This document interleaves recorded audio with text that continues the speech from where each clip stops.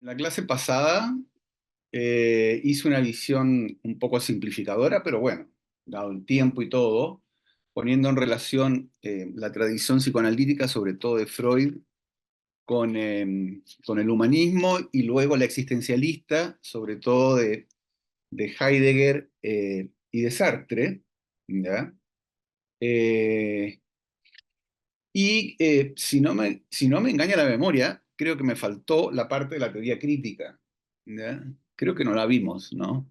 Entonces, quería antes de pasar a lo que sería el contenido de la clase 7 hacer una parte de la clase porque me parece muy importante la teoría crítica, que es lo que surge con la llamada Escuela de Frankfurt, donde concurren filósofos y sociólogos, porque ahí también se hace bastante sociología, ¿ya? Y se funda un poco antes de la guerra, digamos, pero con la emergencia del nazismo la mayoría tiene que emigrar.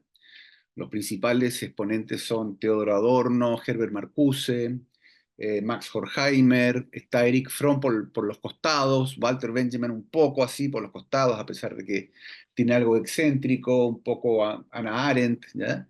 Y es una escuela, la escuela de Frankfurt, que desarrolla algo que se llama la teoría crítica y que tiene exponentes luego más tardíos, herederos de esta primera generación. En la segunda generación está Habermas como su principal exponente, ¿ya? Y estamos, creo que en la cuarta generación del único que va quedando, creo que es Hartmut Rosa, que ha pasado por aquí, por Chile, varias veces.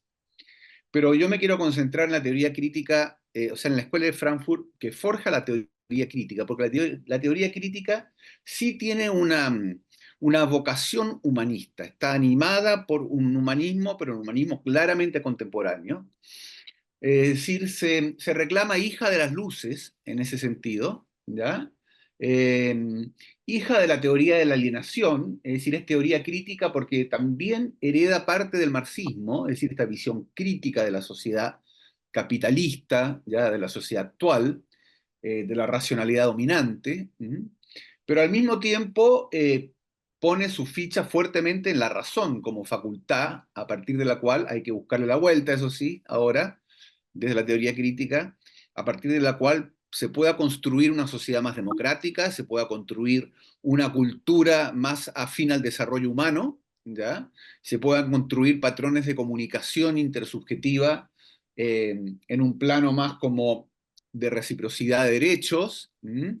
Y en alguna medida también incorpora a la teoría crítica un aspecto digamos, de la ideología emancipatoria que no estaba en la tradición iluminista y marxista, porque incorpora algo, digamos, del tema estético, ¿ya? Y del tema de la sensibilidad, ¿ya? El tema de la sensibilidad, incluso el tema del deseo, como es el caso de Marcuse. Ahora, el problema, la gran disyuntiva que aquí se plantea y que es súper importante para nuestra visión de las derivas del humanismo contemporáneo es sobre todo la tensión entre humanismo y racionalización, ¿ya? Porque la racionalización, ¿ya? O sea, bueno, la racionalización tiene que ver con la razón, pero es la razón puesta en práctica, es decir, vamos a imprimirle un carácter racional a cierto aspecto de la vida, la vamos a racionalizar, ¿ya? Y ya mucho antes de que ellos, los primeros sociólogos de la modernización fuerte, como fueron Max Weber y como fueron también, sobre todo Max Weber, y en alguna medida en Francia Émile Durkheim, se planteaban como las dicotomías de la racionalización moderna, esta transición de una vida comunitaria a una vida societaria, ya en gran escala, y Max Weber acuña muy tempranamente, a principios del siglo XX, una metáfora o una figura que es muy conocida, que se llama la jaula de hierro. ¿Mm?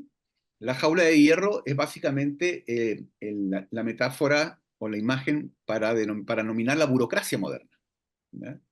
Y la burocracia moderna sería la forma de racionalización en una modernidad que es modernidad en el trabajo, o sea, como con una producción industrial, que es una modernidad en la administración pública y política, la idea, digamos, de una burocracia que tiene procedimientos reconocibles, uniformes, eficientes, igual para todos, ¿ya? un énfasis en procedimientos universalizables para sociedades en gran escala, entonces todos sepan a qué atenerse, ¿ya? Eso también forma parte de la jaula de hierro. Pero claro, es constriñe porque pone reglas, ¿ya? Procedimientos, y ajustas como una camisa de fuerza para poder como funcionar, operar en el mundo del trabajo, en el mundo de la política, en el mundo de la escuela, en el mundo de la ley, de la justicia, dentro de una sociedad que transita hacia la modernidad. ¿Sí? Entonces ahí había una primera problematización, porque claro, son usos de la razón, es decir, con criterios de eficiencia, de maximización, de logro, de optimización, ¿ya? Por un lado, eh, eso significa usos de la razón, pero al mismo tiempo la racionalización tiene algo frío, ¿ya? Algo que lo retrata muy bien, claro que ironizándolo en cierta forma, ¿no? Las dos grandes novelas de Kafka, El castillo y El proceso. Es decir, esto de que finalmente la sustancia se pierde en las gestiones, ¿ya?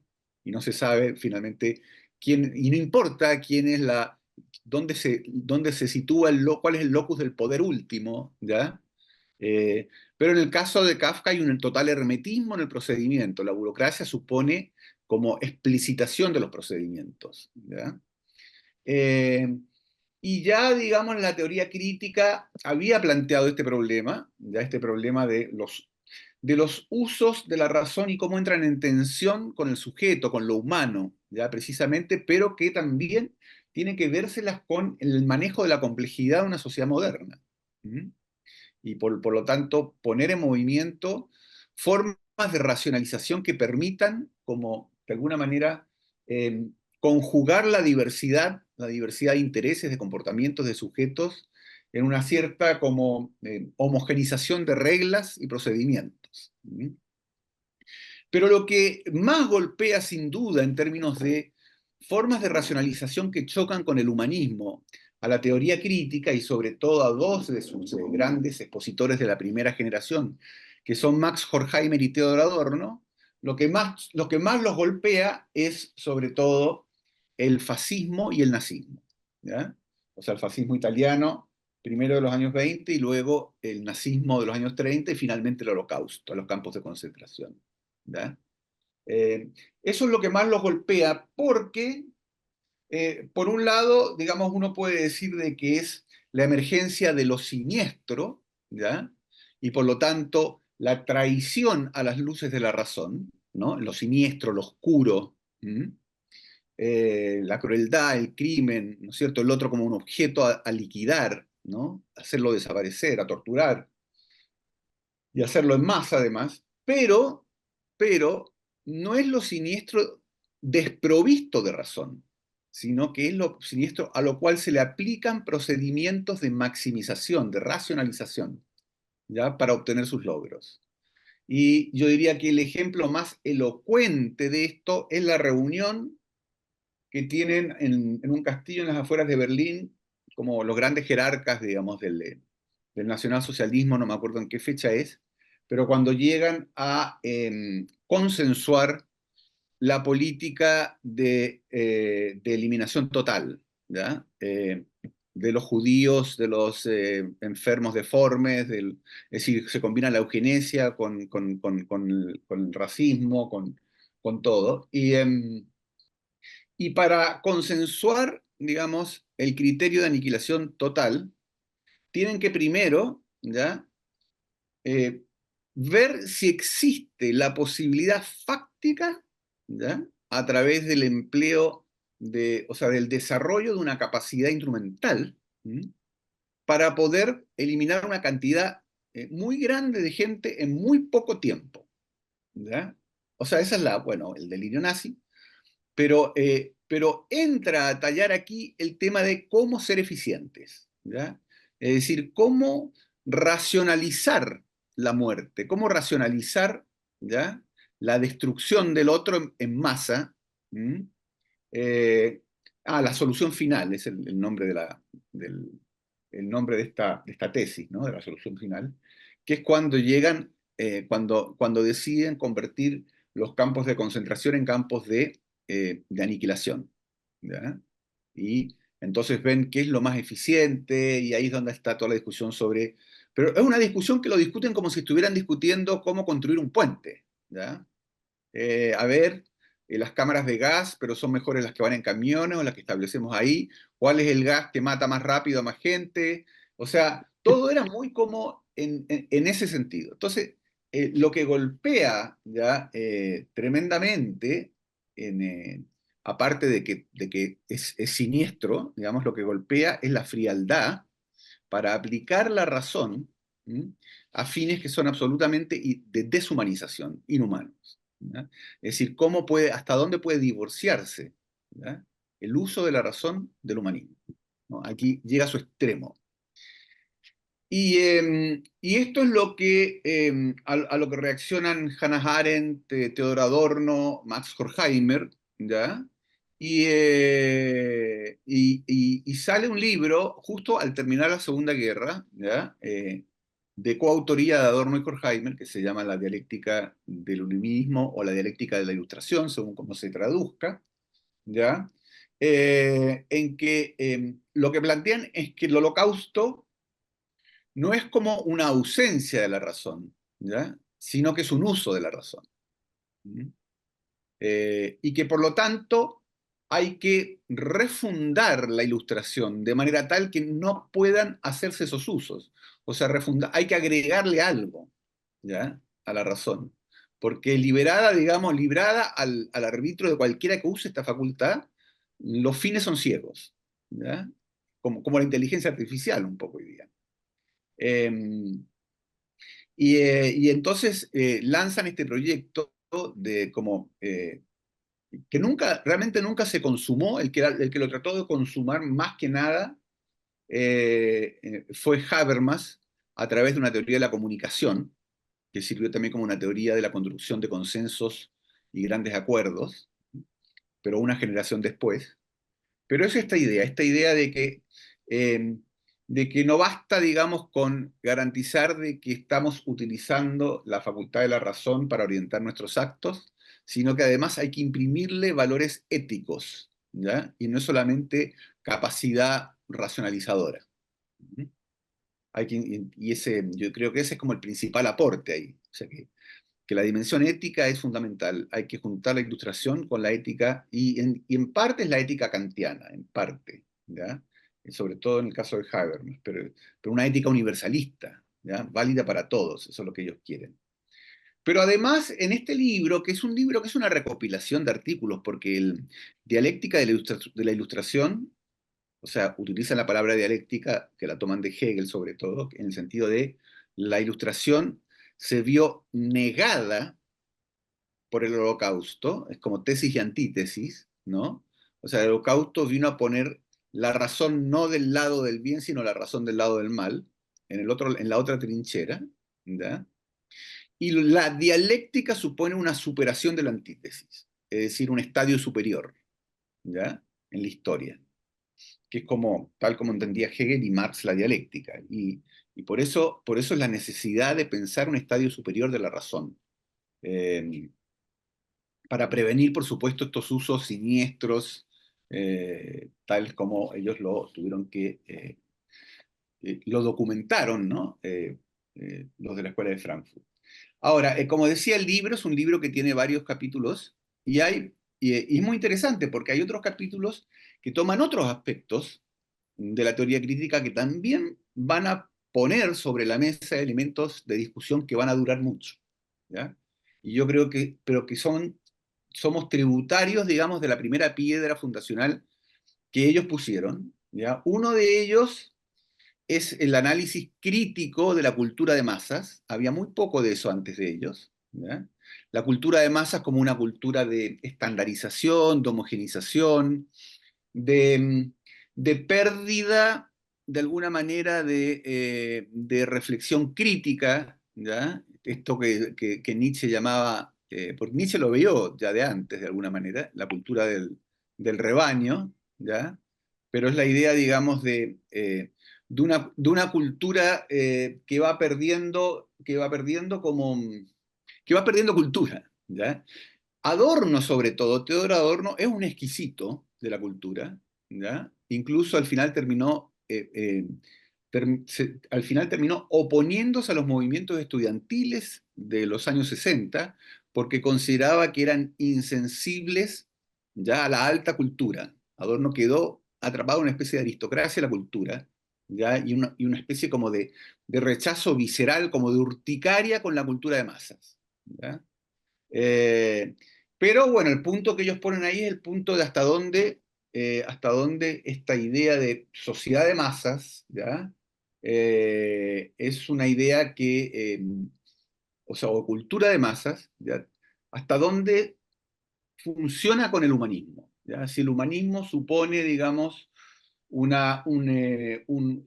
como diversificar las expresiones de la cultura, llevar la alta cultura al conjunto de la sociedad, más bien, ¿ya? Eh, eh, una especie como de refinamiento progresivo, pero al mismo tiempo democrático, de la sensibilidad, del gusto, ¿ya? Y la cultura de masas es un poco lo otro, ¿ya? Es la cultura, o sea, ellos tuvieron una cierta dificultad que una generación posterior, pero de otra línea, logró como meterla, de reconocer el pleno estatuto de la cultura popular, por ejemplo, ¿ya? El valor en sí mismo de la cultura popular. Después va a venir una escuela que es la Escuela de Estudios Culturales de Birmingham en Inglaterra, en los años 70, 60, 70, 80, que van a ir a la cultura de masas de otra manera, van a darle un estatuto, ¿ya? Y lo otro, después los otros tres elementos contra los cuales se lanzan muy fuerte, desde la teoría crítica, yo creo que son válidas para una consideración de las derivas del humanismo, son, por un lado, que está muy bien planteado en uno de los artículos que lo escribió Adorno, que es la crítica de las industrias culturales. Es decir, estamos en los años 40, ya está, bueno, por supuesto, la plena expansión de la radio, está apareciendo la televisión, ¿ya?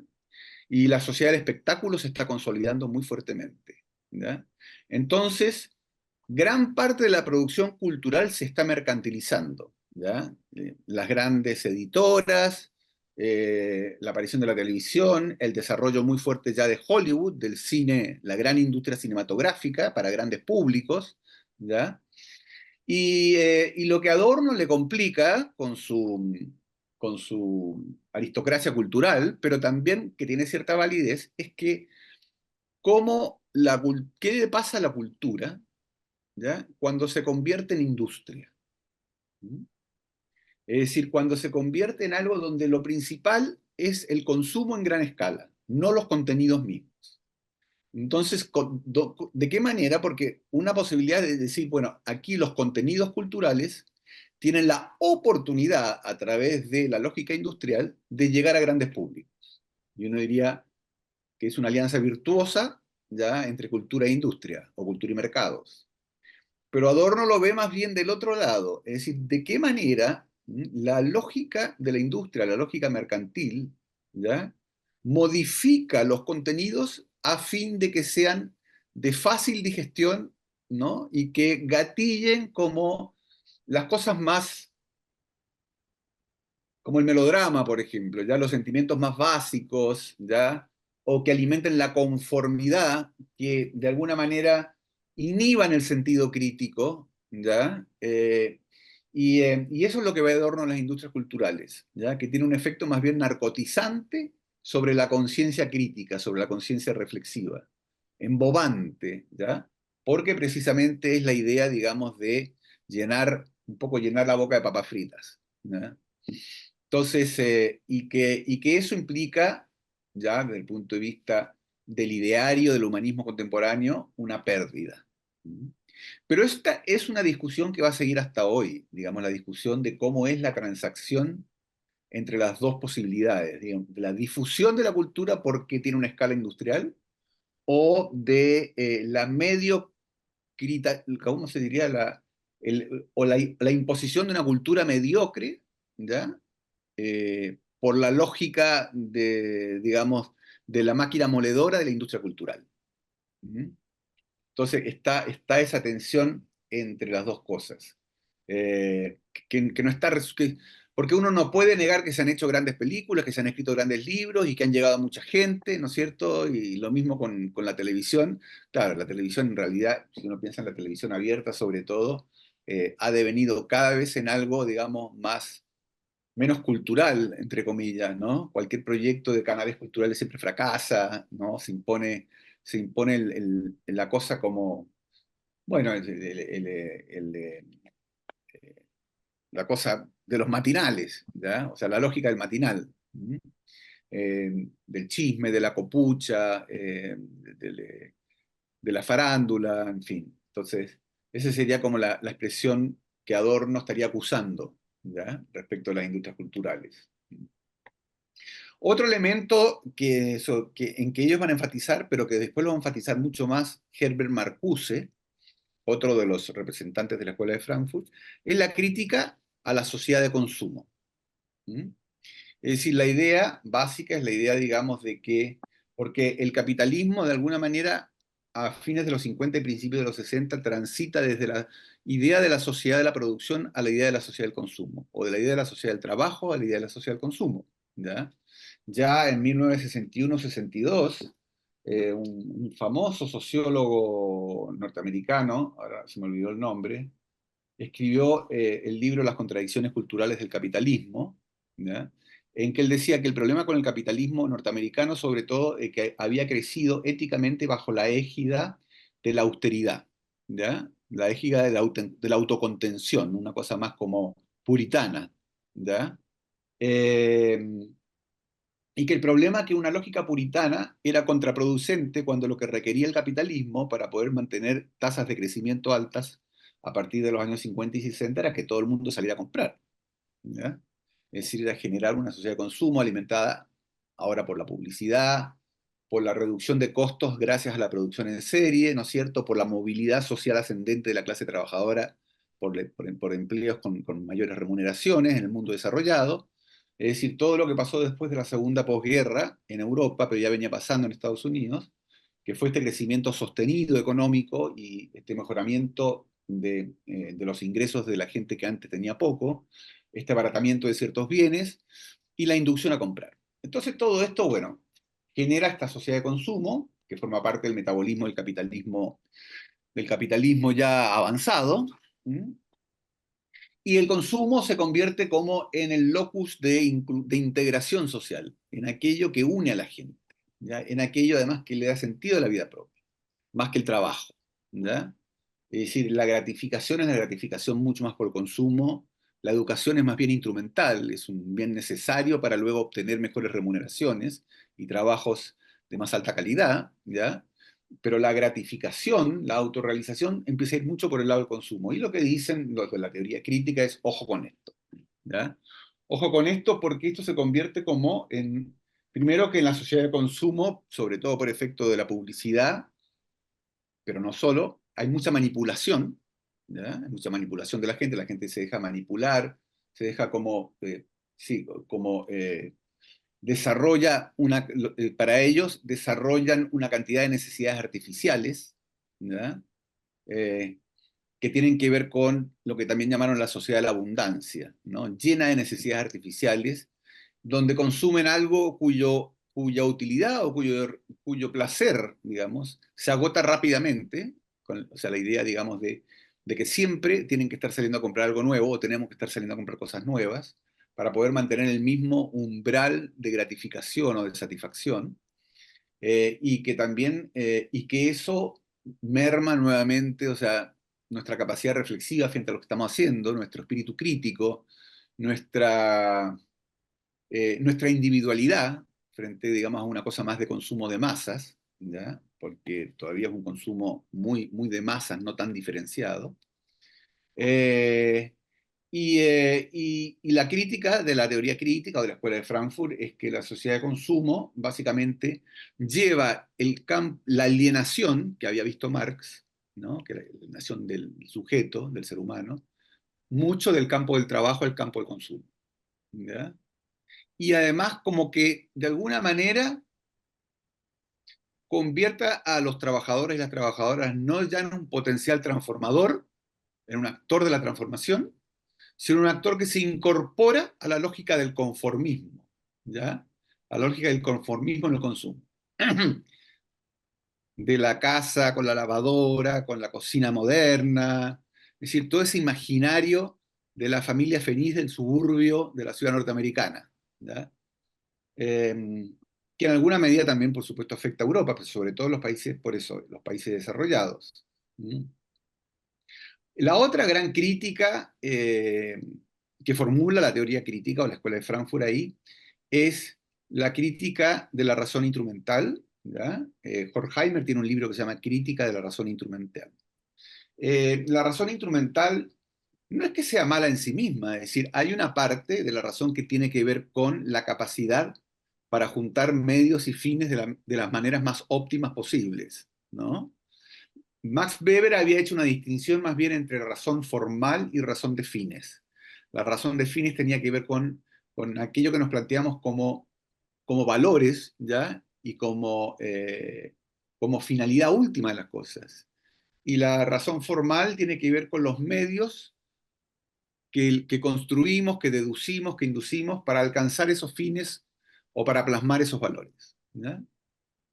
Que está bien, o sea, obviamente se requiere, pero la crítica de la razón instrumental, en el caso de Horkheimer, en el caso de la Escuela de Frankfurt, tiene que ver con la idea de que de alguna manera la razón instrumental, que es solamente un medio, un instrumento, se va convirtiendo subrepticiamente, ¿ya? Por una cuestión como de mecanismos, en un fin en sí mismo, ¿ya? Eh, que tiene que ver un poco con el triunfo del economicismo, ¿ya? Con la idea, digamos, de la productividad como un fin en sí mismo. ¿Mm? Eh, y después vendrán todas las críticas que en los años 70 se le hicieron desde, desde una cierta trinchera que no necesariamente era de izquierda, pero que reaccionó críticamente a esta idea de que hay que crecer y crecer y crecer y crecer y expandir, ¿no es cierto?, las necesidades, porque de esa manera sostenemos el sistema, ¿ya? Pero que no se planteaba cuál era el sentido de estas cosas, ¿ya? Es decir, como que se empieza a borrar la pregunta por el sentido en esta como obsesión por la productividad, la eficiencia, la ganancia, etcétera, ¿ya? Se empieza como o sea, la razón instrumental empieza a teñirlo todo, se empieza a apoderar de alguna manera de la conciencia del sujeto, de la lógica de la interacción, ¿ya? Y eso sí sería también tendría un efecto deshumanizante. Porque se pierden de vista o se dejan de considerar fines. El humanismo siempre se preguntó por los fines. ¿Mm? Y se imponen los medios como si fueran fines. Esa es la crítica, la gran crítica a la razón instrumental, ¿ya? Eh, entonces, claro, la tarea es grande, porque la tarea significa, digamos, recuperar un sentido de los fines, un sentido de los principios, ¿ya? La racionalización puede llevar a cualquier cosa, ¿m? Y a la negación del humanismo, ¿ya? Y por eso hay que recuperar el humanismo, pero en una dialéctica hacia adelante, una dialéctica de la ilustración. Pero tampoco logran como llegar a algo muy, o sea, lo que se le la crítica que se le hace a la teoría crítica es que su dificultad propositiva, en gran medida, por lo menos en la primera generación, ¿ya? Incluso Adorno como que rebautiza su propio pensamiento ya no como teoría crítica, sino directamente como pensamiento negativo. Él está pensando, bueno, la palabra negativo tiene un contenido especial ahí, ¿ya? Que la va a retomar Byung-Chul Han como la negatividad, pero como la alteridad, ¿ya? Como ponerse en otro lugar, ¿ya? Pero en Adorno el pensamiento negativo básicamente queda confinado a ser puramente crítico. Eh, pero básicamente está ahí puesta la crítica al capitalismo desde el punto de vista de la lógica del productivismo. Marx todavía es hijo de la lógica industrialista, o sea, Marx cree que la revolución, entre otras cosas, se tiene que hacer porque eh, se va a lograr mayor nivel de productividad, con la colectivización de la propiedad de los medios de producción, que el capital finalmente es un techo a la productividad. Aquí se da un paso adelante y se dice, no, hay un problema con con sobredimensionar la productividad por encima de todo, ¿ya? Entonces la crítica al capitalismo aquí va a ser, y que también es la crítica al socialismo real, es la crítica al productivismo, ¿ya? A la supremacía de los poderes económicos que se imponen sobre los sujetos. Y también empieza de manera emergente ahí la crítica también al dominio de la sociedad sobre la naturaleza, ¿ya? Eso como un problema, ¿ya? Recién está empezando a aparecer. Está, no es que estén criticando el antropocentrismo, la idea, digamos, de transformar la naturaleza, de humanizar la naturaleza a través de la producción, pero sí la idea, digamos, de que hay una lógica de dominio, de dominación. Y esa lógica de dominación, el problema que tiene es que originalmente es una lógica de uso para la supervivencia, pero se convierte en una especie de lógica perversa de dominio, ¿ya? Es decir, la razón se convierte en lógica de dominio, no solamente en lógica de medios, ¿ya? Son medios para dominar. Entonces, hay una idea de dominio sobre la naturaleza que empieza a resultar depredadora, devastadora de la naturaleza, ¿ya? Que ellos la están viendo. Eh, Hay una lógica de dominio dentro de la sociedad y ellos dicen, bueno, hay como, se dan los dos planos. No llegaron tanto al tema de género, pero sí al tema en general o sea, que la sociedad se maneja con lógicas de dominación. Entonces, la teoría crítica es como que anda con una lupa, ya ejerciendo la sospecha y el escrutinio para ver dónde y tratando de como de construir los mecanismos de dominación, los múltiples mecanismos de dominación, ¿ya? Pero llegan hasta un cierto límite, ¿no? No va mucho más allá. Por ejemplo, el que lo va a desarrollar mucho más en una generación siguiente va a ser, por ejemplo, Michel Foucault, en las relaciones entre poderes y saberes. Ya va a ir a las instituciones, a las epistemes, a los saberes, a los discursos, y ahí va a desentrañar lógicas de dominación, de sujeción, de disciplinamiento, de domesticación, ¿ya? Inspirado curiosamente en alguien que la teoría crítica no usó mucho, que es en Nietzsche. Eh, entonces, la teoría crítica es un humanismo porque quiere depurar la razón respecto del dominio, respecto de la primacía de la razón instrumental, ¿ya? Respecto de la degradación de la cultura en la industria, ¿m? Respecto de la alienación en el consumo, ¿ya? Eh, y las críticas van por ese lado.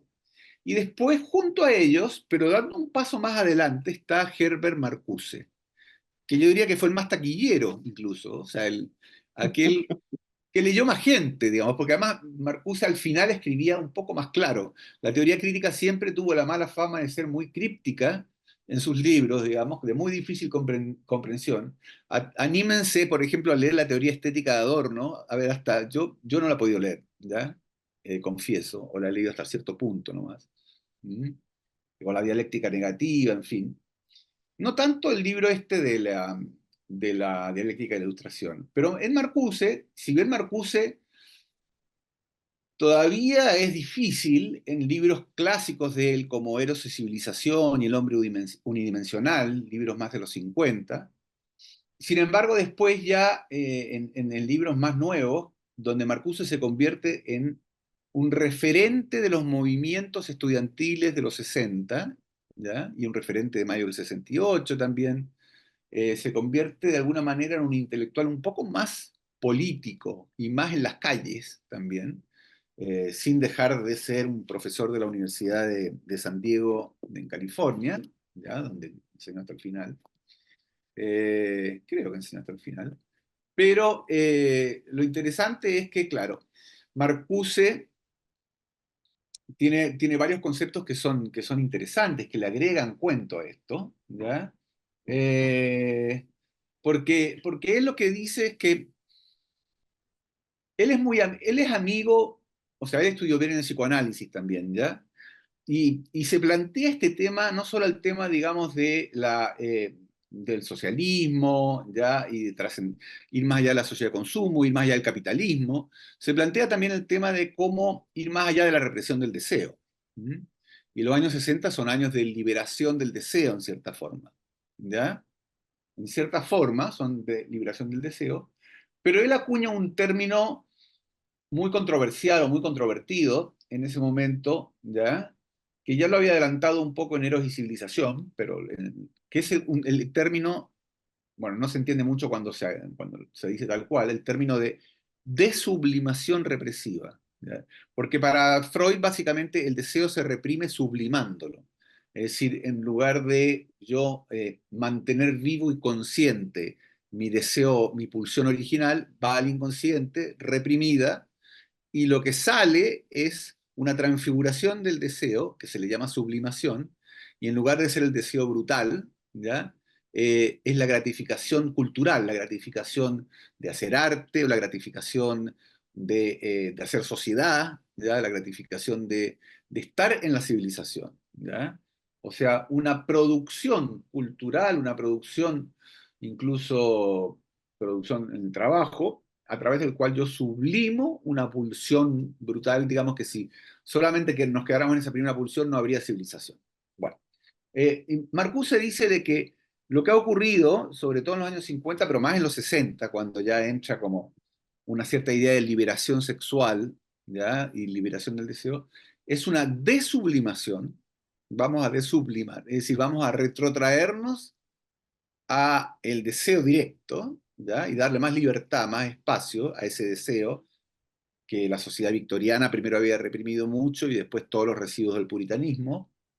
Vamos a volver a ese deseo. Pero él dice que esa desublimación, ese camino como en reversa, ¿ya? Se hace, ¿ya? De manera represiva.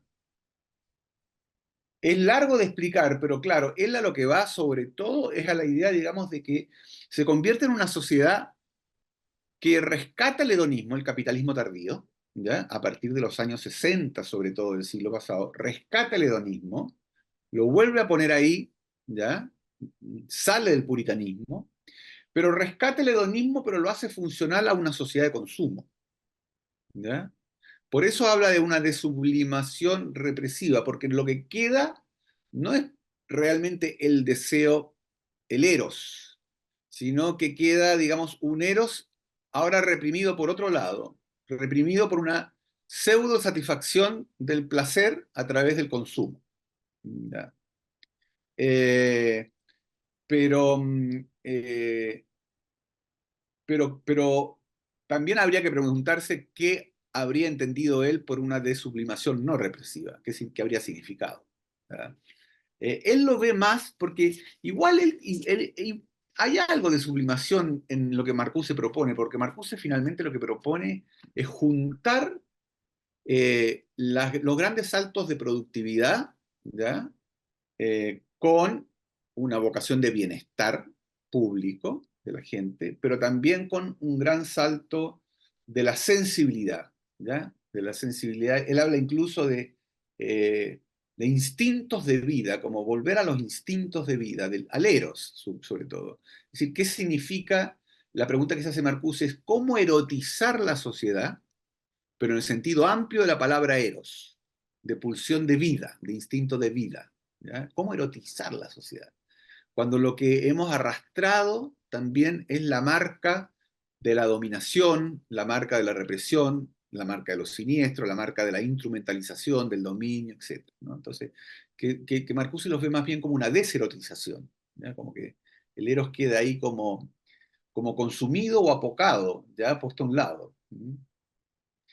Y lo otro que le preocupa a Marcuse, ¿ya? Es que él dice que el capitalismo, claro, él está hablando en los años 60 en Estados Unidos, imagínense, en California nada menos, donde la riqueza, o sea, donde se ha logrado un cierto nivel de desarrollo importante, donde la gente vive bien, ¿ya? Y él dice ahí que el capitalismo avanzado, ¿ya? Ha logrado altos niveles de integración social ahí, ¿ya? Y que se presenta como la solución a los problemas sociales. Y dice que el problema del capitalismo es que sea la solución, dice. ¿Ya? Porque, porque lo que él dice es que la clase trabajadora norteamericana, ¿ya? Eh, o sea, él está como atravesada por una falsa conciencia, como que ha renunciado a un ideario de lo que es la tradición, a un ideario propio de una clase trabajadora. Recordemos que para Marx, Marx explicaba, ¿ya? A veces el que la clase trabajadora no acompañara un movimiento socialista diciendo que eso era por efecto de la falsa conciencia, es decir, de que de alguna manera introyectaba los intereses propios del capitalista y los hacía propios, ¿ya? Pero que eso era una falsa conciencia, porque la conciencia genuina que le correspondía al mundo del trabajo, ¿ya? Era volcarse contra los intereses del capital. Marcuse dice que ahora vuelve a pasar esto, pero de una manera distinta. Vuelve a pasar de una manera distinta, ¿ya?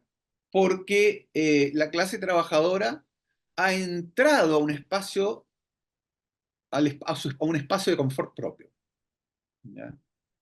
A un espacio de confort propio, digamos, tienen grandes sindicatos que se encargan de alguna manera de cuidar sus intereses, de negociar sus intereses, tienen acceso al consumo, ¿ya? Tienen movilidad social, ¿ya? Y se vuelven incluso más conservadoras que la clase media intelectual norteamericana, que es lo que ha pasado desde siempre, ¿no?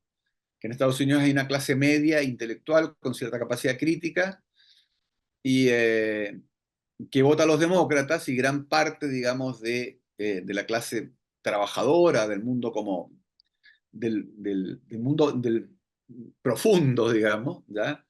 Eh, vota a la derecha o vota a los conservadores o vota a los republicanos, etcétera, ¿ya? Eh, entonces, Marcuse se pregunta qué tipo de revolución habría que hacer para liberar de esto, del confort administrado, ¿ya? Y de esta especie de productividad que tiene como efectos destructivos, ¿ya? Él habla incluso como cómo liberarnos de formas de dominación que se presentan con suavidad, ¿ya? No brutales, ¿ya? Y además con movilidad socioeconómica frente a la cual, digamos, se instala este espacio de confort.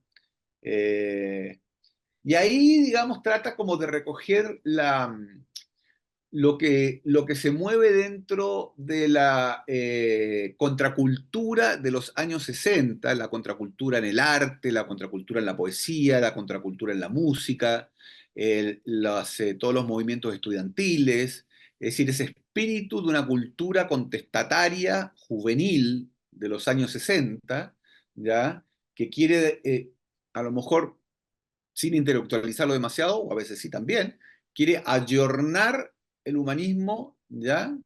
En clave como de liberación del sujeto, ¿ya? Y de impugnación de un sistema conformista, ¿ya? De esa especie de autocomplacencia burguesa. Y Marcuse se sube en esa corriente, ¿ya? Y entonces reclama esta idea de hay que construir una nueva sensibilidad, hay que reerotizar la vida, habla incluso de un nuevo etos estético, ¿ya? Como un mundo estético, como abrir los sentidos, la sensibilidad, revolucionar el campo del arte, ¿ya?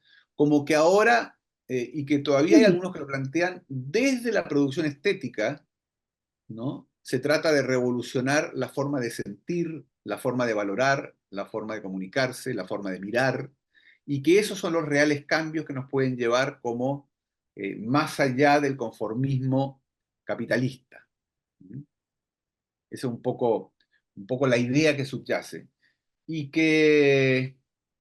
que yo creo que Marcuse es en cierto sentido, uno de los precursores de esa idea. Ya.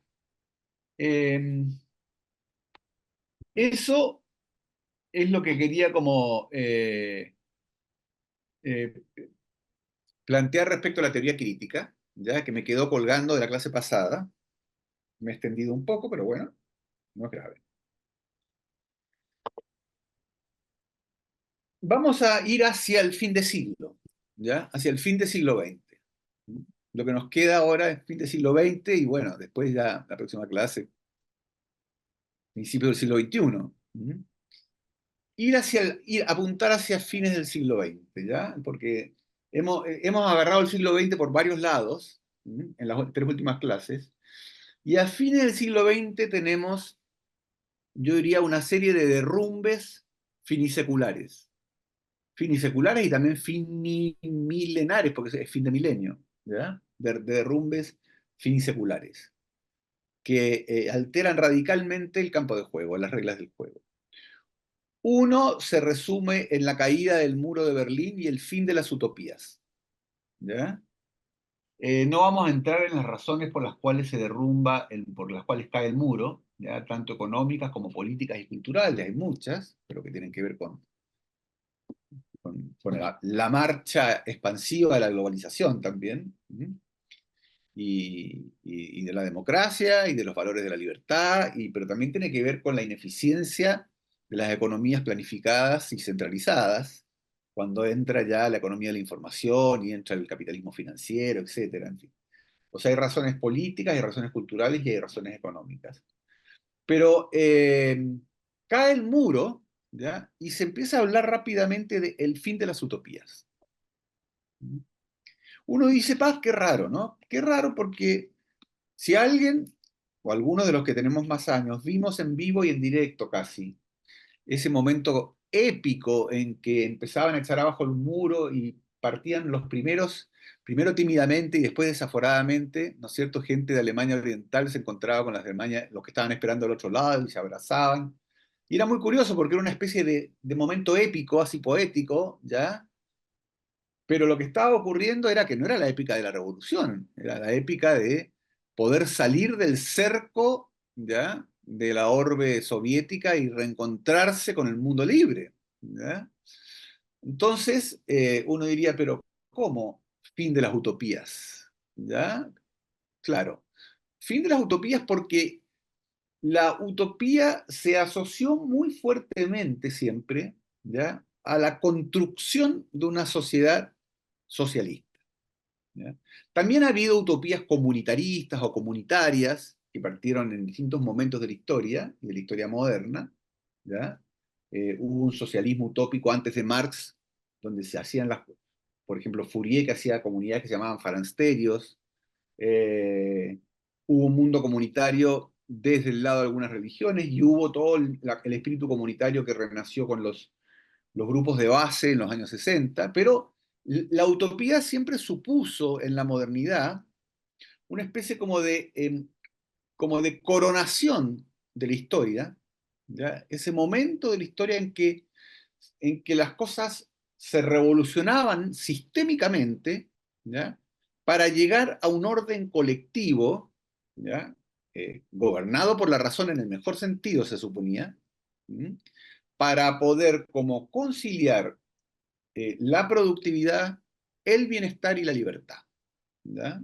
Eh, y la democracia. Entonces, pero siempre fue como de izquierda, siempre fue como la utopía socialista. Y no podemos decir, digamos, que el socialismo, lo que se llamaba el socialismo realmente existente, que era más que nada el de la orbe soviética, no podemos decir que eso haya sido la materialización de la utopía, obviamente, ¿ya? Porque ya para cuando cayó el muro, eh, era como un secreto a voces todo lo que pasaba del otro lado, ¿ya? En términos de totalitarismo, en términos de represión, lo que había sido el Gulag, lo que habían sido las purgas estalinistas, en fin, todo, ¿ya?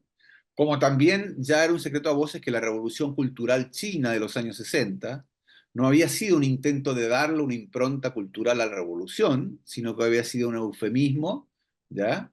Para una gran racia a la disidencia. ¿Mm? Eh, entonces, uno se pregunta, bueno, pero sí, ¿por qué hablar del fin de las utopías si lo que cayó no tenía nada utópico? Tenía bastante de distópico incluso, ¿ya? Pero no es que cae la utopía tanto, ¿ya?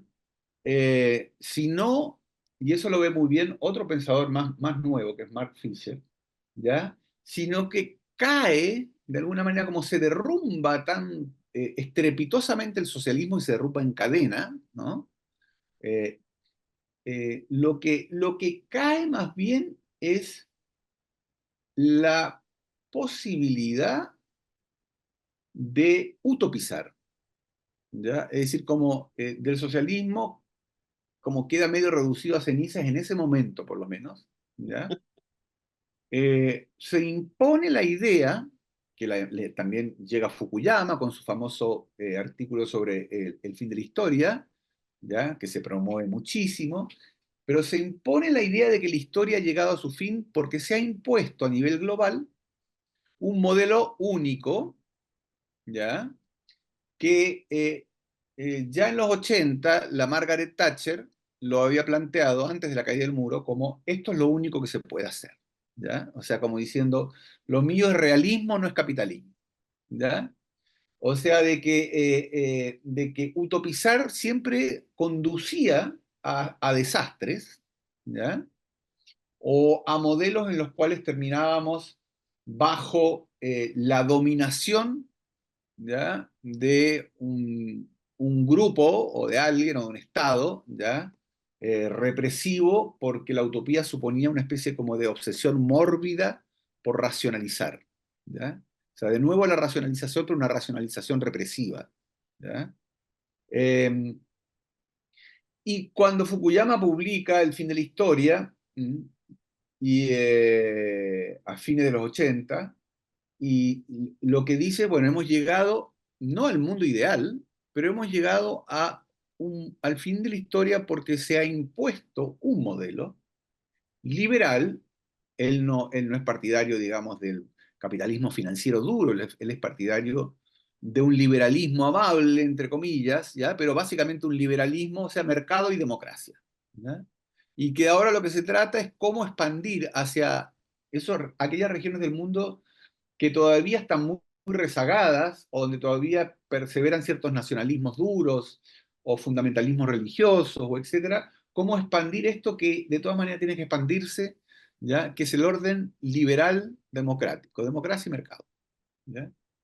Y eso supone el fin de las utopías, ¿ya? Es decir, no hay utopías, hay realidad, ¿ya? Lo que se perdió es un momento que era muy querido por el humanismo, ¿ya? De gran debate sobre alternativas de sociedad. Y el utopismo podía ser entendido como falta de realismo, ¿ya? Ok, esa es una de las acepciones de la utopía como no realidad o como falta de realidad, pero también el utopismo podía entenderse, si se entendió mucho, ¿ya? Como cuál es la sociedad ideal hacia la que queremos apuntar, ¿ya? Es decir, qué imágenes tenemos de sociedad deseada que nos movilizan intelectualmente y nos movilizan políticamente. Y esto sí tiene que ver con el humanismo. Y lo que se plantea después de la caída del muro y la imposición hegemónica, ¿ya? De un capitalismo global es que esa discusión ya no cabe, sino que cabe como desarrollar lo que tenemos, ¿ya? O sea, seguir creciendo, aumentar la productividad, que haya un efecto, por supuesto, de rebalse, de derrame, etcétera, ¿ya? Pero básicamente bajo la égida del sistema que ha probado ser el más eficiente en incrementos de la productividad. Y que mientras resguardemos, digamos, los intereses del capital, también mantenemos los incentivos para innovar, para producir, etcétera, etcétera, etcétera, ¿ya? Y luego viene el Estado y tendrá que hacer un cierto ordenamiento, pero dentro de esas reglas del juego. Entonces, eh, el fin de las utopías, ¿ya? Es, es muy curioso porque ocurre al compás del colapso de una distopía, que es la distopía, digamos, del socialismo totalitario, ¿ya? Que se había convertido en distópico, o a lo mejor lo había sido desde bastante temprano, ¿ya?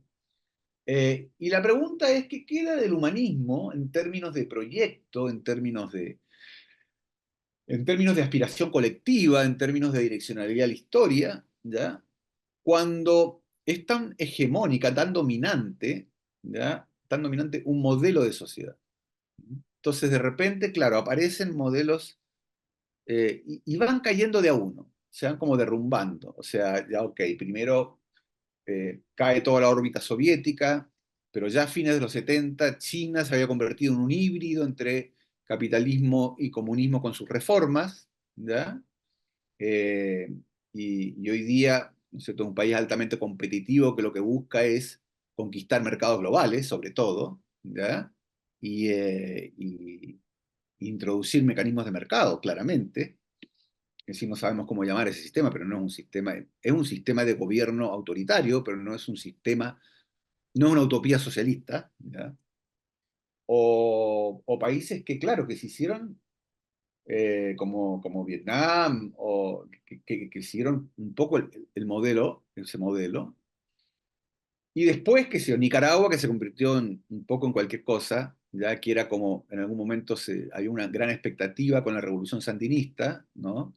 Y que derivó hoy día en esta especie como de autocracia de Ortega, ¿ya?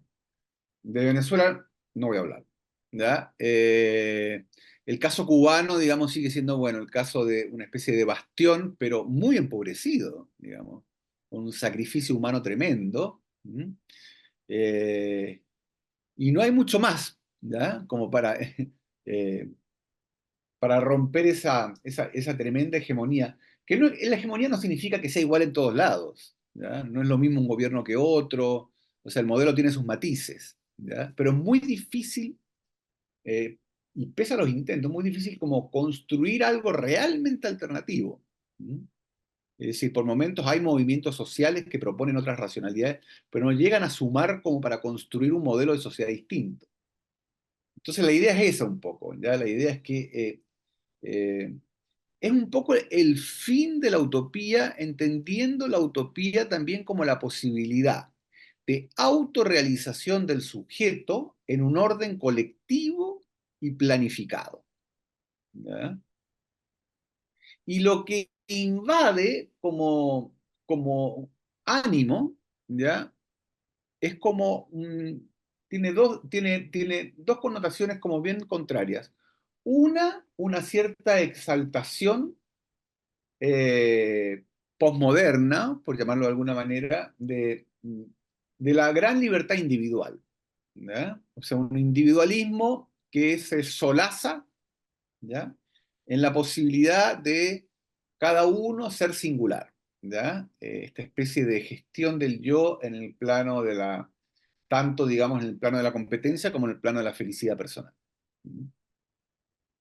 Y por otro lado, una especie de melancolía que queda en algunas generaciones ya mayores, melancolía de un tiempo, ¿ya?, en que todavía había como una especie de bandera, gran bandera unificadora de lucha, ¿ya? O gran bandera unificadora de sueños de transformación, ¿ya? La melancolía tiene que ver con la dificultad para hacer una pérdida, ¿no? La dificultad para procesar un duelo, en términos freudianos. Y aquí la melancolía es como, porque básicamente la utopía, cuando hablamos de la discusión de las utopías desde mediados del siglo XIX hasta la caída del muro, digamos, la utopía no era algo ya realizado, ¿ya? Lo que la utopía marcaba era la presencia de la falta, ¿ya? Vamos a usar un lenguaje freudiano, la presencia de la falta. Es decir, un deseo no realizado, ¿ya? Cuyo objeto todavía estaba puesto en un futuro, eventualmente, o se especulaba con él, ¿ya? Pero la falta, como se la poblaba con un contenido potencial, posible, ¿ya?, la falta tenía una eficacia movilizadora, productora de sentido, ¿ya? Lo que muere al morir la utopía es la falta también. Es decir, lo que tenemos ahora más bien es la falta de la falta, ¿ya? Es decir, no está esa especie como de vacío como promesa de plenitud posible, ¿ya?, sino que más bien estamos como todo lo contrario, estamos en una especie como eh, estamos atosigados, ¿ya?, por la clausura, ¿ya?, por una especie como de entropía, en cierto sentido. Es decir, lo que ha hecho la idea de la hegemonía de un modelo único, ¿ya?, en algunos lugares más exitosos que en otros, en algunos lugares más duros que en otros también, en algunos lugares más dogmáticos que en otros, pero lo que ha hecho esta globalización capitalista con la tremenda apertura en el campo del consumo material, del consumo simbólico, del comercio, ¿ya? De la migración, de todo, ¿ya? Lo que ha hecho es como, de alguna manera, suturar la falta, ¿ya? Como que, como una especie de imagen de exceso casi, ¿ya? De completación o de sobrecompletación, ¿ya? Es como, ¿cómo mover una pieza, ¿ya? Estando tan abigarrados. ¿Mm? Es un poco eso, es como, por eso es la falta de la falta, ¿ya? Que tiene que ver con la sociedad de la abundancia, un poco. Eh, ya en Marcuse está esta idea de la falta de la falta, ¿ya? Es decir, que el obrero norteamericano ya no siente la falta, ¿no? Porque ha entrado dentro de una zona de confort. Entonces, el fin de las ideologías, de las utopías también tiene que ver con otro, hay un matiz de diferencia, ¿ya? Y esto se parece un poco más a la posmodernidad, que es el fin de los grandes relatos, de los metarrelatos. El posmodernismo, que estuvo muy de moda en los años 90, ¿ya? Fue de alguna manera la piedra angular o el cimiento lo puso un libro que no es muy importante, ¿ya? Pero se llamaba La condición posmoderna, o sea, usó el término, de Jean-François Lyotard, un filósofo francés, un librito que fue hecho por encargo de las universidades canadienses, en que él dice que hemos entrado a una fase de fin de los metarrelatos. Un metarrelato es un gran relato a partir del cual se fundan pequeños relatos, ¿ya? Como un metavalor, de un metavalor se desprenden valores, ¿ya? Eh, y él toma ciertos ejemplos, el metarrelato dice de la academia, de la universidad como el lugar en que se concentra el conocimiento. Él dice que hoy día el conocimiento prolifera por todos lados, no está como circunscrito, afincado, restringido al mundo académico universitario. Ya la universidad dejó de ser el lugar donde se produce la información y el conocimiento, sino que anda dando vueltas por todos lados. O el museo como el lugar que concentra, ¿ya? La producción estética, la producción artística, ¿ya? Y que en realidad los mercados del arte también han descentrado totalmente esa institución. Bueno, le llama metarrelato, pero también las grandes ideologías, ¿ya? Como el iluminismo. O sea, el iluminismo, la idea, digamos, de que la historia tiene un curso, tiene una razón que le subyace, ¿ya? La idea de que hay un conocimiento objetivo, también hace una crítica al metarrelato de la ciencia, porque la ciencia va mutando de paradigmas todo el tiempo, ¿ya? Y dice que el logos con mayúscula, es decir, esta idea como de la gran idea, la gran ideología, el gran relato, ¿ya? Y en esto se adelanta un poco a la sociedad red, al mundo digital. Dice que ya, él ya conocía esto, en la lógica digital todo se reduce como a unidades de información, a bits, ¿ya? Y que finalmente uno los puede recombinar de todas las maneras que quiere y que por lo tanto hay una disolución de grandes relatos, ¿ya? En mares de información, ¿ya? En mares de mensajes aleatorios y que por lo tanto eso lo que produce finalmente es que mina, erosiona radicalmente toda pretensión, toda aspiración a una visión integrada o integradora, ¿ya? De la historia, del presente, del futuro, etcétera. Es decir, las ideologías. Las ideologías como grandes visiones de mundo. ¿Mm? Y dice que ya no hay posibilidad. ¿Mm? Esta dispersión posmoderna, dispersión de la información, dispersión política, ¿ya? Dispersión de la producción estética, de la producción del conocimiento, digitalización arbórea, mosaica, aleatoria, de todo, ¿ya? Eh, Hay algo de la modernidad, y aquí sí entramos en una discusión sobre si esto es el fin del humanismo o no, ¿ya? Hay algo de la modernidad que claramente se pierde, ¿ya? Esa especie de cohesión en torno a grandes ideas, grandes relatos, ¿ya? O grandes íconos del arte, del conocimiento, de la política, etcétera. ¿Mm? Entonces, hay una coincidencia en el tiempo entre, por un lado, la globalización capitalista, por otro lado, el comienzo de la sociedad de la información, o sea, de las tecnologías digitales, por otro lado, de la caída del muro, por otro lado, del fin del debate sobre las utopías, y por otro lado, sobre esta idea de la crisis y el fin de los metarrelatos. Es decir, la sociedad posmoderna es una sociedad dispersa, ¿ya? Es una sociedad centrífuga, ¿ya? Que arranca de cualquier centro posible, de cualquier núcleo fundante o núcleo integrador, ¿ya? Es mucho más desmembrada y que así funciona la posmodernidad. Que uno podría decir, bueno, pero la posmodernidad tiene que ver con, claro, con el capitalismo flexible también, tiene que ver con la globalización de los mercados, tiene que ver con las tecnologías digitales, tiene que ver con el capitalismo financiero, es decir, como la pérdida de materialidad del capital, ¿ya? Es decir, va todo en como más o menos en un paquete ahí. Y los ideólogos o los teóricos más de izquierda, de alguna manera le contestaron a Lyotard diciendo, la posmodernidad es un discurso, no es algo real, es un discurso que trata de presentar como si fueran cambios culturales lo que trae de fondo, ¿ya? Eh, la, básicamente una especie de nuevo capitalismo, ¿ya?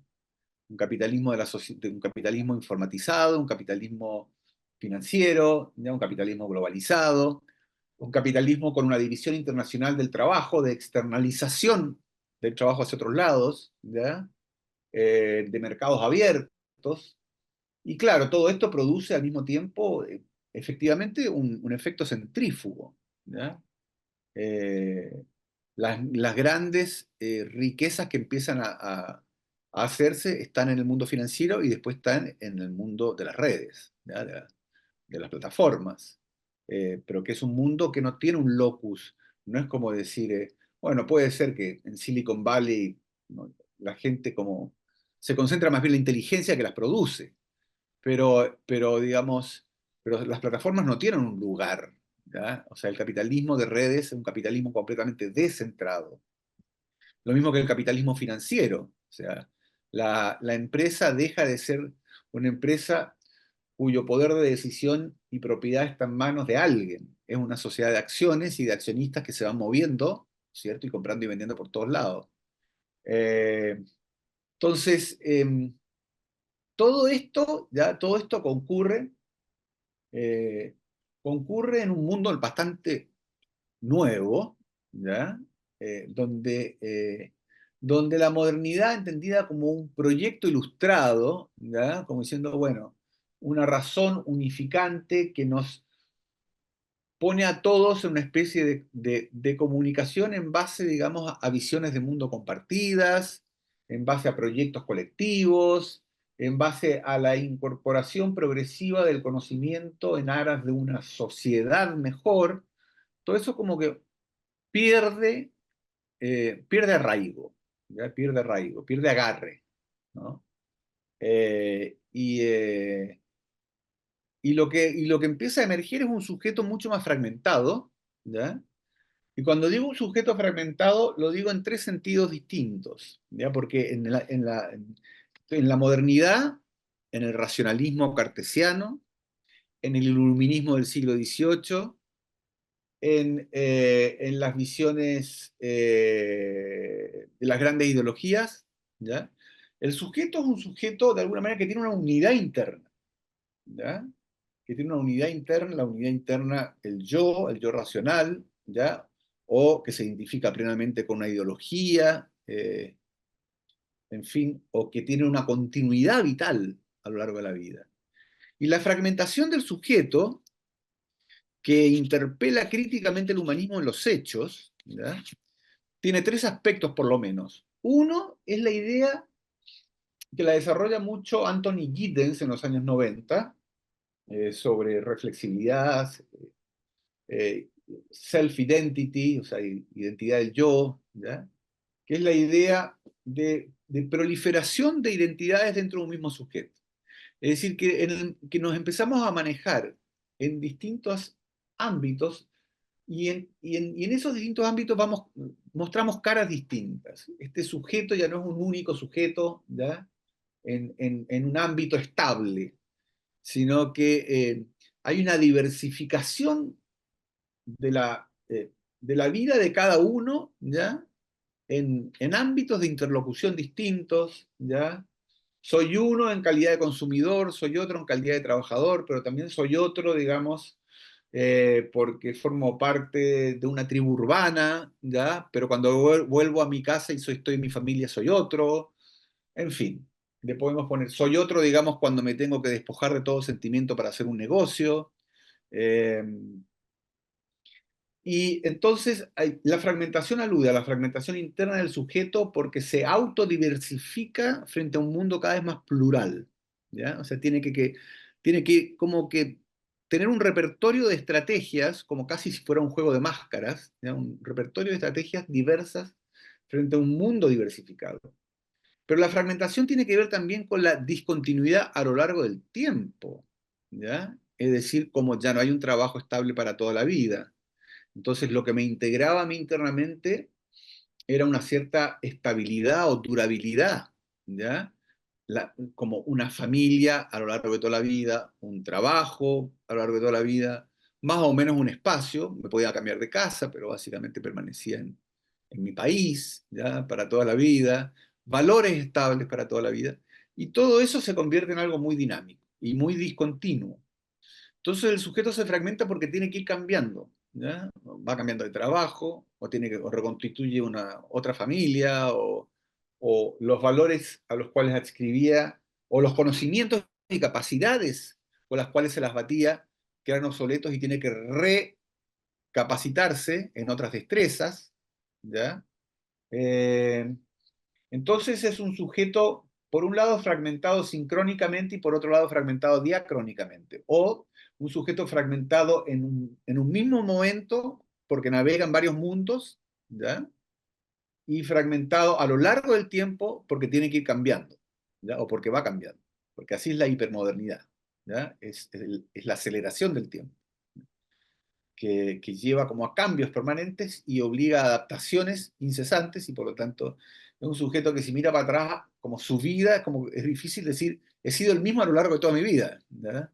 Eh, y es cada vez más difícil.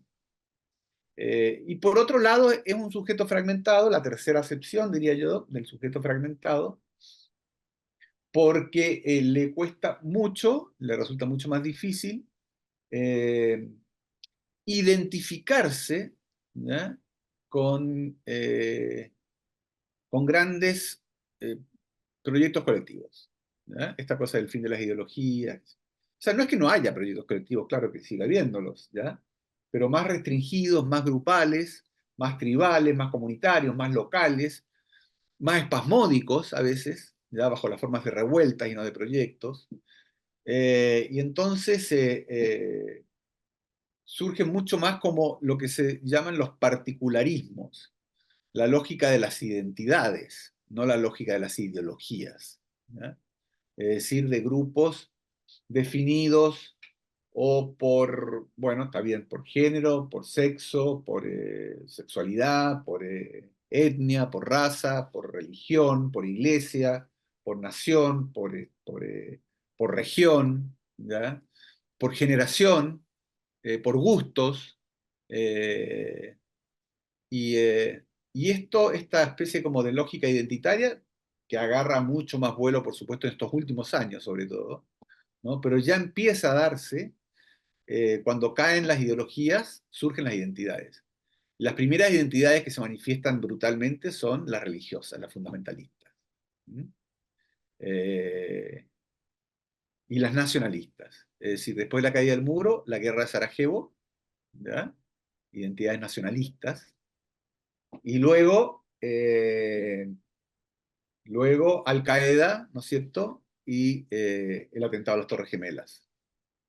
Es decir, son lógicas identitarias. no, no son lógicas de grandes ideologías, aunque quizás uno podría decir que el Islam es una ideología, en fin, pero se las llama más bien identitarias. Eh, entonces, esas son como tres formas en que uno podría entender la fragmentación, ¿verdad? Eh, pero por otro lado también hay, sobre todo en los 90, después ya la cosa se pone más dura, más heavy, pero en los años 90 hay paralelamente o complementariamente una visión también celebratoria. O sea, venimos, digamos, de la épica de la caída del muro, o sea, se caen los muros. Es una imagen además, ¿no? Caen los muros, caen las murallas, se abre el mundo. ¿Ya? Entonces, tiene esta contraparte positiva de todo esto del fin de las utopías, el fin de las ideologías, la fragmentación del sujeto, la imposición de una lógica de identidades duras, nacionalismo, fundamentalismo, etcétera, la fuerza centrífuga del capitalismo global, tiene su contraparte celebratoria en la idea de que no hay fronteras. Y esta idea de que no hay fronteras también puede ser entendida como una metáfora, como decir, el sujeto ahora tiene una cancha mucho más abierta. ¿Ya? Y eso lo plantean incluso pensadores como Alain Touraine en algún momento, como el propio Giddens, ¿ya? Claro, es una sociedad mucho más individualista, ¿ya? Pero por otro lado, digamos, supone como el lado duro es la obligación de tener que adaptarse siempre a nuevos escenarios, el lado amable es decir, es hablar, celebrar la plasticidad del nuevo sujeto. Eh, En el paradigma más como duro, productivo y de las organizaciones de la producción, ya lo que tenemos es mucha desarticulación de los trabajadores, mucha discontinuidad, una tremenda pérdida en el poder de negociación, estar muy expuestos a despidos, ya hay una precarización del mundo del trabajo muy fuerte, pero por otro lado está la idea de que uno se gestiona a sí mismo mucho más. ¿Ya? Esta gestión del self, este self-management o esta gestión del yo, ¿ya? Se convierte en una mezcla, ¿ya? Claro, es como el individualismo 3.0 o 2.0, o sea, eh, ayornado, ¿ya? Reloaded, pero es un individualismo que no es el individualismo clásico, es un individualismo que tiene que ver uno con esta gestión del yo en una sociedad competitiva, ¿ya? Y abierta, y por lo tanto es una gestión del yo que tiene que ver con un individuo que quiere maximizar su ganancia siempre, ¿ya? Desde cualquier lado, que se administra a sí mismo como si se convirtiera a sí mismo en objeto, en capital humano, ¿ya? Eh, y establece relaciones estratégicas y hace gestiones estratégicas porque procesa información en un mundo digital, ¿ya? Tiene una capacidad de procesar mucha más información que no requiere de otros, y con esa información que procesa, gestiona cosas, ¿ya? Entonces la gestión del self tiene que ver básicamente con un individualismo en que el individuo, como puede procesar mucha más información y a tiempo real, ¿ya? Puede gestionar proyectos, alianzas, afiliaciones, estrategias, ¿ya? Que le rindan fruto, ojalá a corto plazo, ¿ya? Porque se ha vuelto más difícil el posmodernismo, entre otras cosas, tiene que ver con la resistencia a diferir la gratificación a largo plazo, ¿ya? Viene en el paquete del hedonismo, ¿m? También, ¿no? Un hedonismo que tiene que ver, y en el paquete de lo que la sociedad de consumo requiere, ¿ya? Que es una gratificación a corto plazo para que la gente salga a consumir, a comprar, ¿ya? Se instala un elemento muy importante desde el punto de vista del metabolismo de los mercados, del capitalismo y de su sostenibilidad, y que uno la toma un poco a huevo porque no la considera como una inflexión histórica, ¿ya? Porque parece una medida del mundo financiero, básicamente, que es la facilitación del crédito de consumo a todo el mundo. Es decir, al principio las tarjetas de crédito eran quienes podían probar que tenían un buen ingreso. Pero rápidamente ya las cuentas bancarias, las tarjetas de crédito, los créditos de consumo, se vuelven accesibles a todo el mundo. Y todo el mundo se endeuda. ¿Ya? Y el peso de la deuda sobre el producto en los países empieza a crecer enormemente. Es decir, los países, la gente está tan endeudada que la proporción del producto, o sea, la proporción de la deuda en relación al producto total, a veces la deuda es más que el producto, digamos, ¿ya? Y lo que la gente tiene que estar destinando a pagar deuda es una parte importante de su ingreso mensual también. Pero lo importante de la masificación, la facilitación, más bien incluso como la inducción, como diciendo, tome, aquí está la tarjeta, ¿m? Aquí está el crédito, se lo estamos ofreciendo. O sea, nos llegan llamadas todo el día, digamos, con eso. Lleva, ¿no es cierto?, induce esta idea de que, ok, ¿ya? La fiesta hoy, ¿ya? La fiesta hoy, y la pagamos mañana. ¿M? Es decir, es todo lo contrario de lo que era el capitalismo del esfuerzo, el capitalismo del trabajo, que era como diferir la gratificación, la lógica de la seguridad social, ¿ya? La lógica, digamos, más bien de trabajar para el futuro o de invertir fuertemente en formarme, ¿ya? Y que la retribución vendrá años después, en movilidad laboral, en profesionalización, etcétera.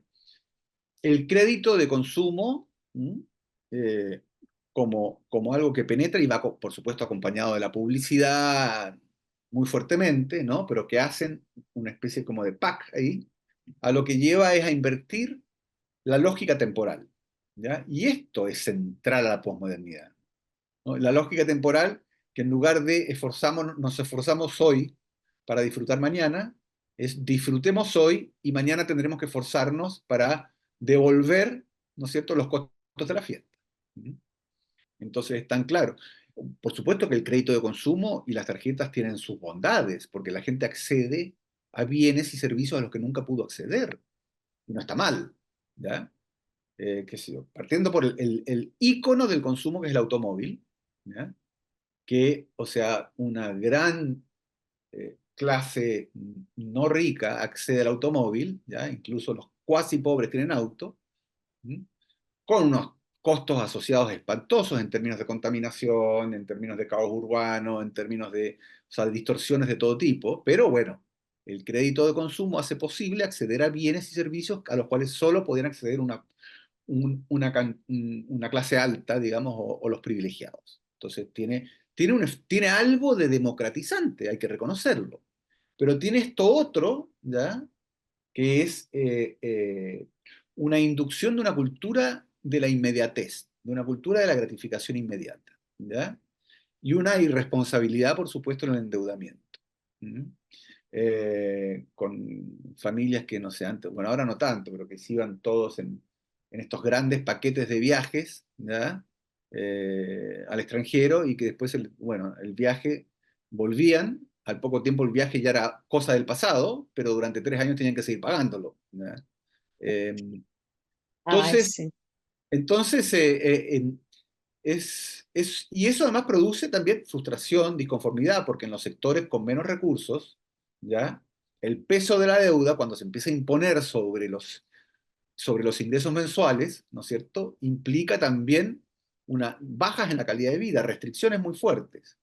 Y sobre todo ante un nuevo modelo que es muy poco proclive, ¿ya?, a la protección social. Es decir, así, cuando enfrentamos situaciones de pérdida de empleo, cuando enfrentamos situaciones de catastróficas de enfermedad, cuando enfrentamos situaciones de envejecimiento de la población, ¿ya?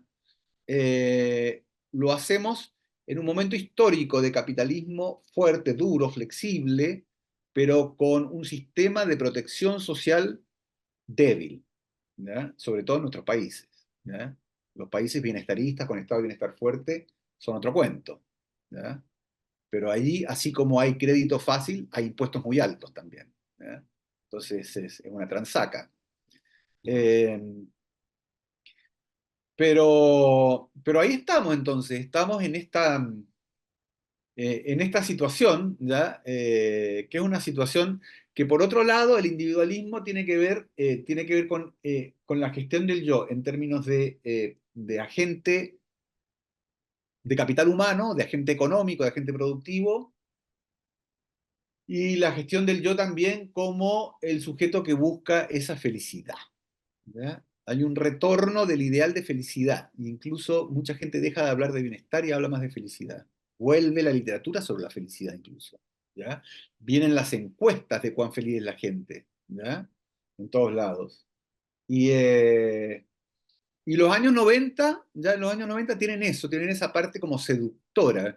O sea, hay un componente cultural de la posmodernidad que surte un efecto seductor, que es como, ahora es el turno, digamos, de que procuremos nuestra felicidad, seamos singulares, eh, inventémonos a nosotros mismos, reconozcamos la legitimidad de nuestros propios gustos, aunque sean raros también, ya esta especie como de celebración de la diferencia y la diversidad, ¿ya? Eh, Dejémonos atravesar por subjetividades del mundo, ¿ya? Hagamos una especie de yo a la carta, ¿ya? Combinando saberes, combinando tradiciones, combinando expectativas, combinando información. ¿Sí? Y esa es la parte esa es la parte seductora, ¿ya? De esta transformación. Eh, ¿Es humanista? ¿No es humanista? No sé, ¿ya? O sea, obviamente mucho no lo es en términos de fragmentación del sujeto y de pérdida de la capacidad para utopizar, para pensar grandes proyectos de sociedad o tener grandes narrativas históricas. En ese sentido, va a contramano de lo que había sembrado el humanismo desde el siglo XVIII. Pero es humanista en cuanto énfasis en la autorrealización del yo, por ejemplo, porque también es parte de la tradición humanista romper los diques de contención al principio, digamos, de la religión, ¿ya? De la tiranía y de la tiranía, y después con esta especie como de secularización de valores. Y uno podría pensar que la posmodernidad, y que muchos lo piensan, no es el fin de la modernidad, sino que es la modernidad llevada hasta sus últimas consecuencias. Es decir, que es la modernidad, si la modernidad es la secularización de los valores, ¿ya? Es decir, ya no creer mitos, ya no creer en religiones, ¿ya? Valores seculares, también cae el metarrelato al final. Caen las grandes ideologías, porque también es un logos con mayúscula. Cae las pretensiones universales de la razón. Es decir, la secularización tiene ese efecto, ¿ya? De derribar incluso aquello que se presumía que era moderno, pero que desde la perspectiva postmoderna en realidad, y de la perspectiva ya de Nietzsche, que no por nada es el gran inspirador de la tradición filosófica en la filosofía postmoderna, ¿no? Eran como formas modernas de conservar discursos, ¿ya? Universalistas, normativos, ¿ya? Que de alguna manera también ponían como límites a esta especie de libre autoafirmación del sujeto individual, ¿ya? Del singular. Entonces, la posmodernidad sería una especie como de ajuste de cuentas, cambio cultural en el cual aparece o emerge o es posible, después de la caída del muro, en fin, y de los metarrelatos, es posible este sujeto que se reinventa la cara.